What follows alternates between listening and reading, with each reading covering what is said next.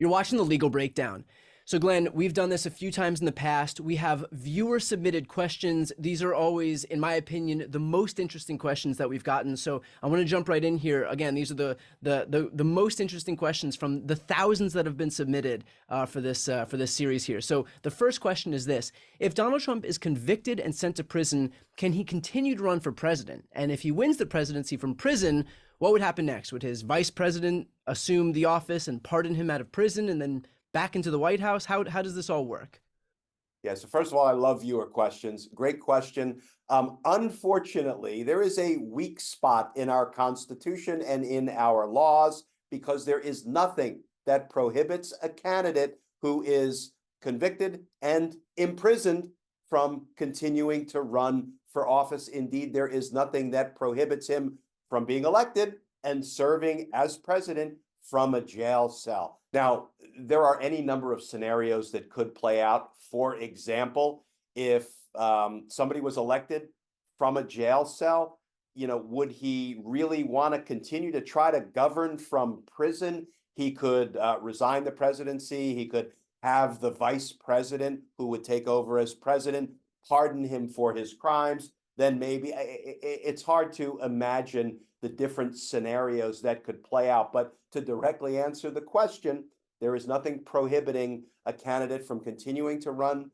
for office, even if he is a convicted felon, even if he is imprisoned, and there's nothing preventing that same person from being president of the United States. Okay. Another question that we've gotten, and we've gotten a number of iterations of this same question, but assuming Donald Trump loses the election, should we expect charges for the unindicted co-conspirators? And that's including Lindsey Graham. And again, Lindsey Graham's name popped up dozens, if not hundreds of times in the questions that we solicited. Yeah, so let me separate that out into two questions. First of all, unindicted co-conspirators. We know that in the Trump indictment, that is the federal indictment in Washington, D.C. of Donald Trump, there are 6 unindicted co-conspirators. Now, they are listed, they are described, but they're not named. But we basically know who they are. They don't include Lindsey Graham, but they do include people like Mark Meadows and Rudy Giuliani and Sidney Powell and John Eastman and Kenneth Chesebro. So you have heard me say before, I am not a betting man. I'm not a high roller. $1 is my betting limit. I will put the full buck on those 6 unindicted co-conspirators being indicted. The last thing Jack Smith would do is issue an indictment against a former president of the United States and announce in that indictment, ladies and gentlemen, these 6 people, unindicted co-conspirators, they are Donald Trump's criminal associates. They are his co-conspirators. They committed crimes together with Donald Trump to try to end our democracy. Jack Smith would not have made that announcement and then said, but you know what?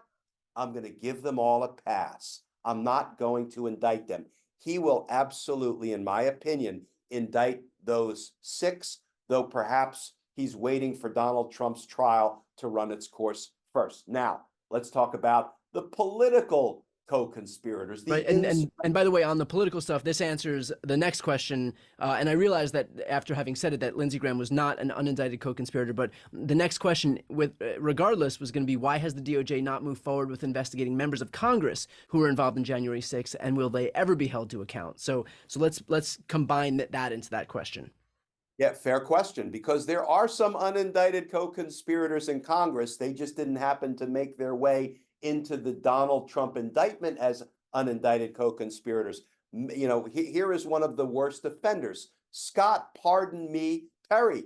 I mean, this is a guy for whom there is so much evidence suggesting that he was part and parcel of Donald Trump's conspiracy. I mean, his cell phone was seized because a federal judge determined that crimes had been committed and there was evidence of crime in Scott Pardon Me Perry's cell phone. Why do I call him Scott Pardon Me Perry?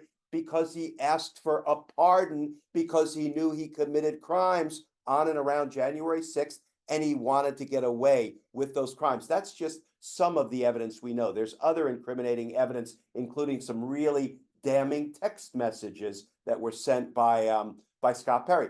Why haven't these people been held accountable? I wish I had an answer to that question. I think the Department of Justice is falling down on the job. Listen, that was my professional home for nearly a quarter of a century. I prop them up when they're doing things well, and I am the most vocal critic when they're doing things poorly. There are insurrectionists in Congress who have not been held accountable for their crimes. Some of them are still in Congress trying to kill us from within, kill our democracy. And I wish I had an answer to the question, why haven't they been dealt with, held accountable, indicted, prosecuted for their crimes? Unfortunately, I don't have a good answer for that. Okay.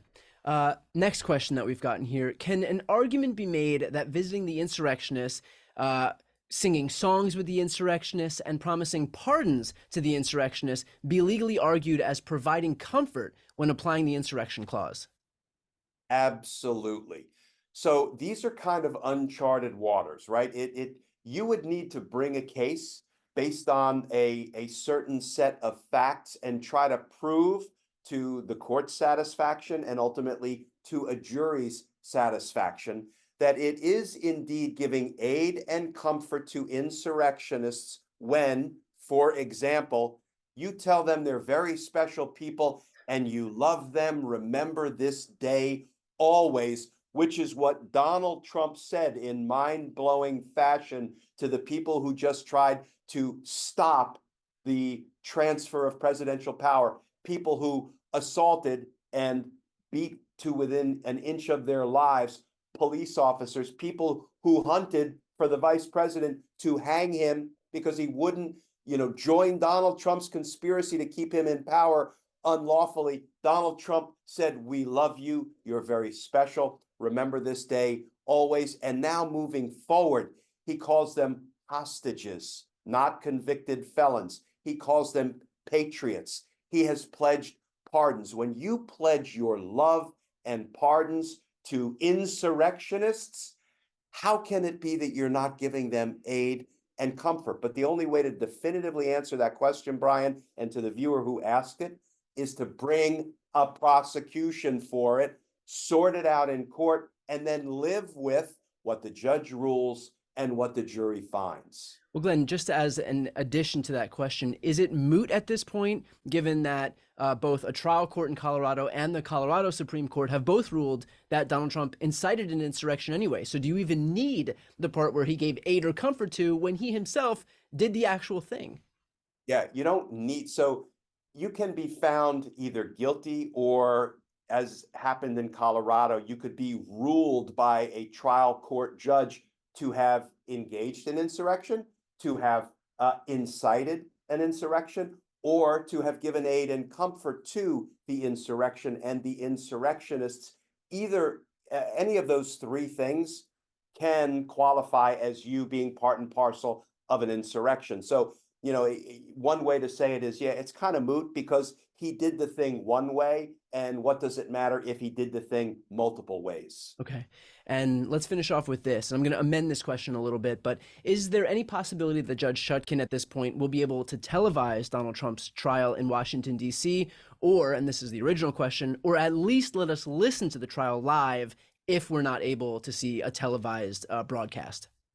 Yes, sadly, the answer is no. Judge Chutkan does not have the authority to either order the trial to be televised or live streamed audio.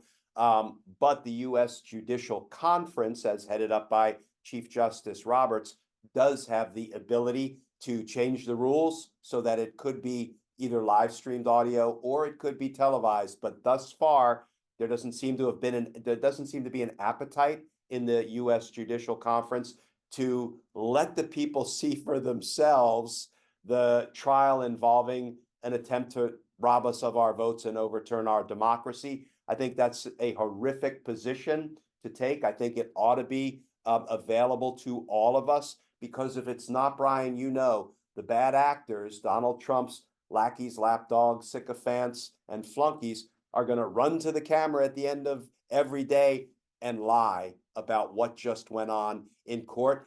And why should the American people have to be satisfied by hearing those kind of secondhand accounts. Right. And of course, you and I will do our best to rebut what will inevitably be a deluge of disinformation by those very bad actors. With that said, that brings us to the end of the viewer submitted questions. Glenn, I pride myself on trying to ask good questions to you. I think our series has been pretty successful thus far, but I think these questions pale in comparison to the questions that we have submitted by the viewers. They're always the most interesting ones every time. So for everybody who submitted a question, I know that we couldn't get to the thousands of questions that were submitted, but thank you for taking the time. We'll definitely do this most likely just in the coming days as we close out this year. So with that said, if you want to follow along with this series, please make sure to subscribe. The links are right here on the screen. I'm Brian Taylor Cohen. I'm Glenn Kirshner. You're watching The Legal Breakdown.